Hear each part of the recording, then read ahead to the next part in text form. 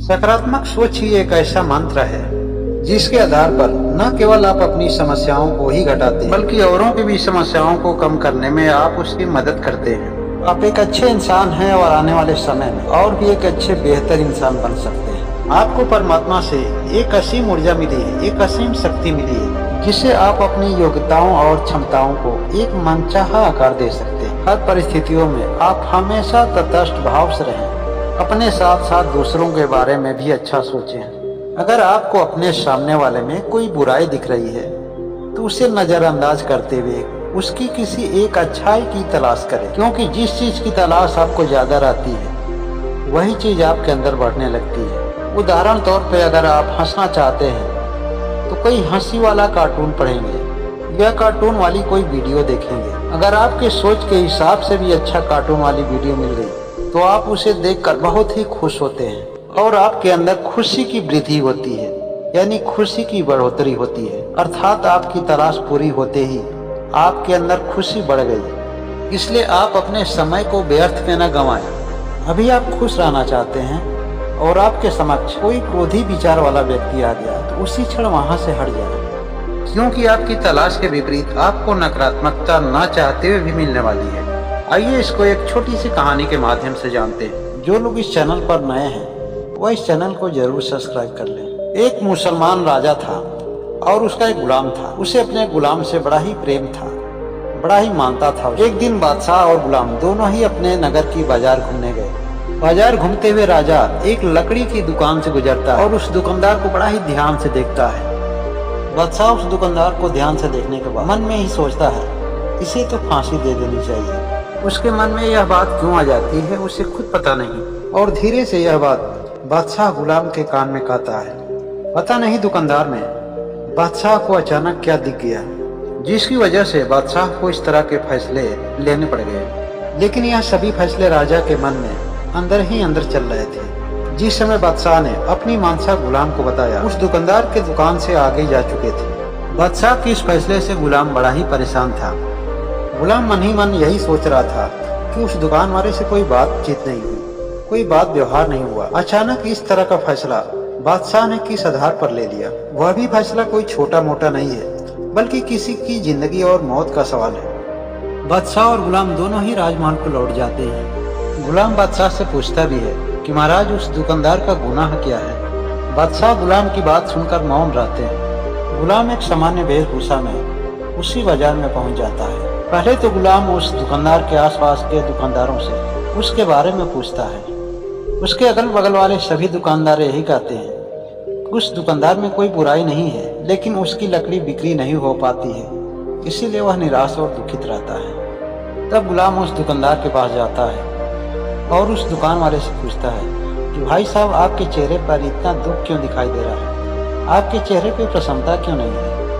यहाँ तो आपके अगल बगल वाले सभी दुकानदार काफी खुशहाल दिख रहे हैं। तब वह दुकान वाला कह रहा है कि हमारे अगल बगल वाले सभी दुकान वालों की लकड़ी बिक जाती है, इसलिए वह सब खुश दिखाई दे रहे हैं, लेकिन मेरे दुकान की लकड़ी नहीं बिकती है, क्योंकि मेरी लकड़ी और लोगों की लकड़ी से महंगी है। मेरी लकड़ी चंदन की लकड़ी है।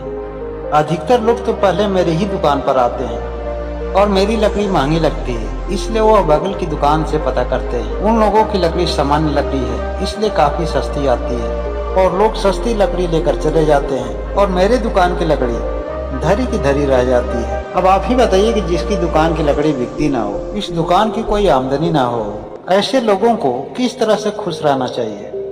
जिसके कंधे पर परिवार की सारी जिम्मेदारी लदी हो, उसे अपने पूरे घर का खर्च संभालना हो और आमदनी का जरिया कोई ना हो, तो उसको किस तरह दिखाई देना चाहिए? मुझे तो लगता है कि जिस दिन यहाँ का राजा मरेगा उसी दिन मेरी लकड़ी बिकेगी, क्योंकि यह तो सबको पता है कि राजा को जलाने के लिए चंदन की लकड़ी चाहिए। जब चंदन की लकड़ी से राजा जलेंगे तो उस चंदन की लकड़ी की खूबियाँ और भी लोग जानेंगे और इस लकड़ी की विशेषता जानने के बाद हो सकता है मेरे दुकान की बिक्री बढ़ जाए। गुलाम मन ही मन यही सोच रहा है कि एक तरफ राजा बिना कुछ जाने इस दुकानदार को फांसी लगाने की बात करते हैं और दूसरी तरफ यह दुकानदार राजा को मरने की कामना करता है। गुलाम को उस दुकानदार के दुख का आभास होने लगा।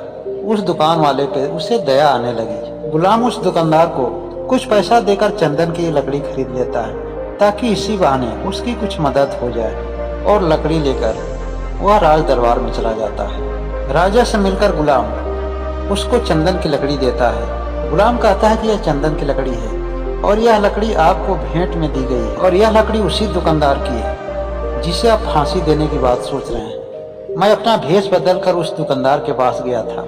जब मैं दुकानदार के पास बैठा तो वह अपने राजा की बड़ी ही तारीफ कर रहा था, बड़ी ही बड़ाई कर रहा था। वह मुझे बिना पहचाने आपकी उदारता की तारीफ कर रहा था। इस तरह का उदार राजा तो हमने देखा ही नहीं। और महाराजा, आप तो उसकी फांसी की बात कर रहे हैं। जो आदमी अपने मन में आपके प्रति इतनी अच्छी धारणा रखा हो, उस आदमी के प्रति आपके मन में इतनी विरोधी भावनाएं, इस राज्य की सुख शांति के लिए वह कल ही आपको धन्यवाद देना चाहता था, लेकिन तब तक आप आगे जा चुके थे और उसने बिना कुछ लिए हुए यह लकड़ी आपको भेंट में दी है।